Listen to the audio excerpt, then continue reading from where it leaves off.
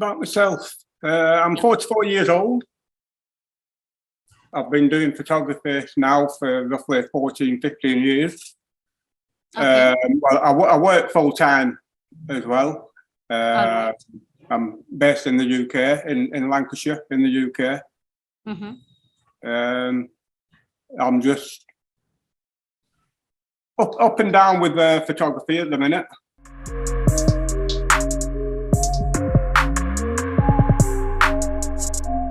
It's a difficult one, that one, because I don't really look for any key. It's like I don't set up anything until the model's in, because whatever, if like say it's a male or a female model, whatever clothing they're bringing with them, All right. we just kind of work from there. But then we set off with an idea, but then towards the end of the shoot, it can just completely change and be something completely what we didn't even talk about in the first place. That's why I enjoy doing the working from the beginning, basically.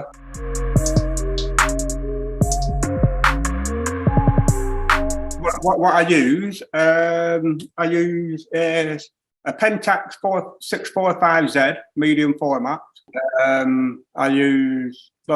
started off with a Canon, an 1100D, and then I moved on to the Canon 70D. I moved on to the Canon 5D Mark III, and now I shoot with the Pentax 645 medium format.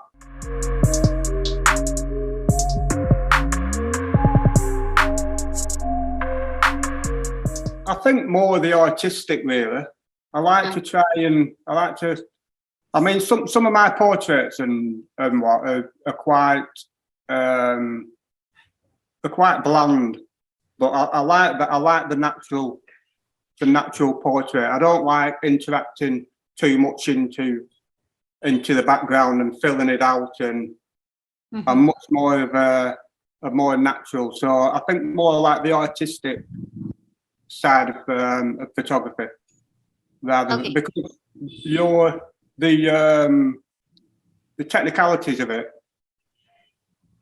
it all varies on everything, on every shoot you do anyway. So depending on what you want to do, you will have a basis of the technical side of what you want to achieve anyway.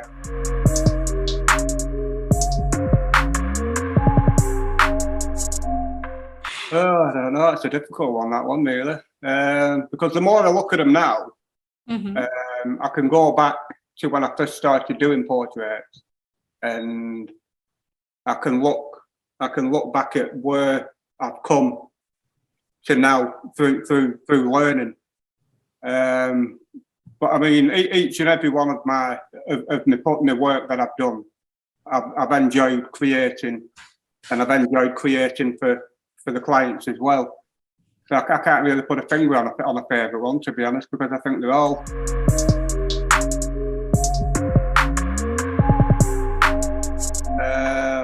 I'd say portraits, yeah, because like I studied at university for 3 years.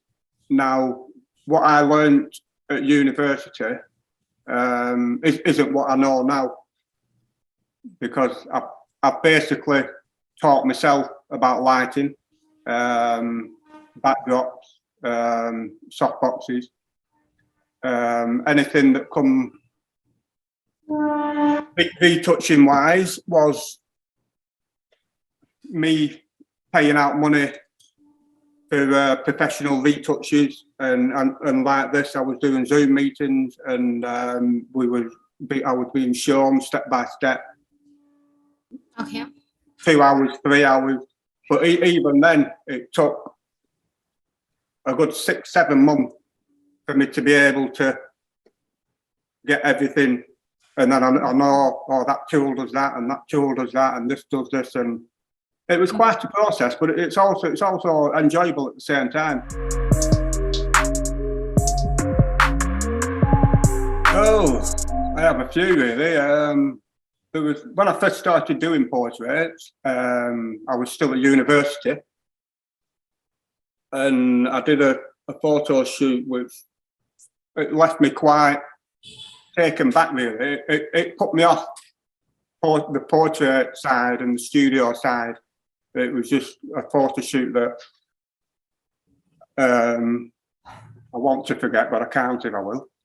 But one of the better memories of doing things like that, I was involved with a group from Wigan, and they created a series for Amazon Prime called Heavy Pencil, and it was based along the lines of people like myself who have just come into the industry, so trying to get myself out there working in the photography world. There was groups in there that were ballet dancers, fashion designers, makeup artists, and it was just, as a team, we was all involved in this documentary style Amazon Prime series, and I think that's probably one of my best memories.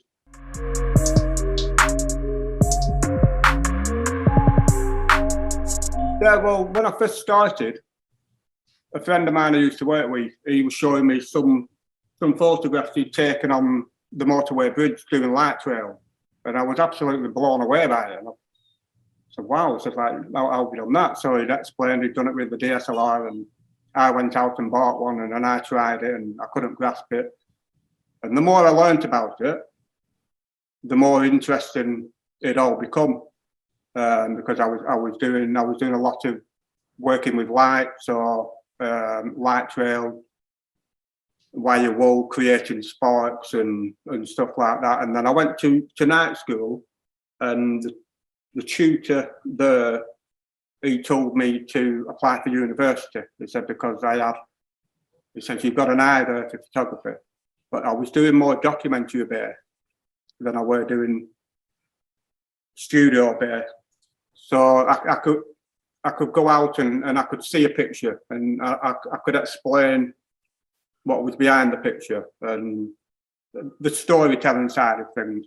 So the tutor that I had then, he pushed me forward to go to university. I mean, I was 37 years old when I went to university, and I finished in 2018 with a first class degree.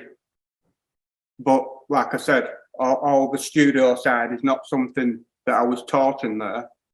It's just all me continuing and working on something that I want to do.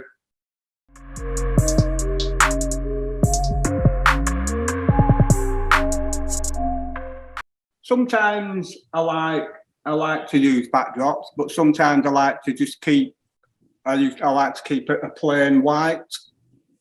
If I'm going for something a bit like black and white and stuff. I've got quite a number of backdrops. I've got a couple for myself. I've got a couple of hand painted canvas ones. I think textures really. I like texture, but I like dark as well. I'm not a very light background photographer. I think I've got a picture. Well, in fact, one of your backdrops is up there, which is like it's like a dark grey style colour, and I like to create not so much a dark portrait, but I think it pushes the subject out more without too much distraction in the background, but you can still see the textures and everything from the backdrop. I'm a very huge fan of Annie Leibovitz. Absolutely love her work. Peter Coulson, he's another one. One of my favourites, what I have started watching a lot of recently, is Sue Bryce. She's a natural light, does a lot of studio work with lights and stuff, but her portraits are just Like Okay. mind blowing. So, but yeah, I've got quite a few inspirations on portrait photography. But if I have to put one up there, I think it would have to be Anna Leibovitz. Light. Am I shooting in a building or am I shooting outside? I look at the backdrops. I look at is there anything that's going to be in the way that I don't want anything in? Am I going to have to Photoshop it out or stuff like that? If I can keep it as minimal as possible, then the better. I like mood, so I don't like blue skies and sunshine. I like mood. I like a nice atmospheric feeling to a photograph.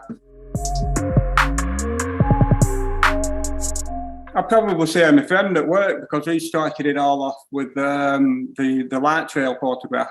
But I've also met a lot of good photographers along the way who have told me to keep going and keep doing what I'm doing. So, but it's hard. It's very difficult. It's like everything.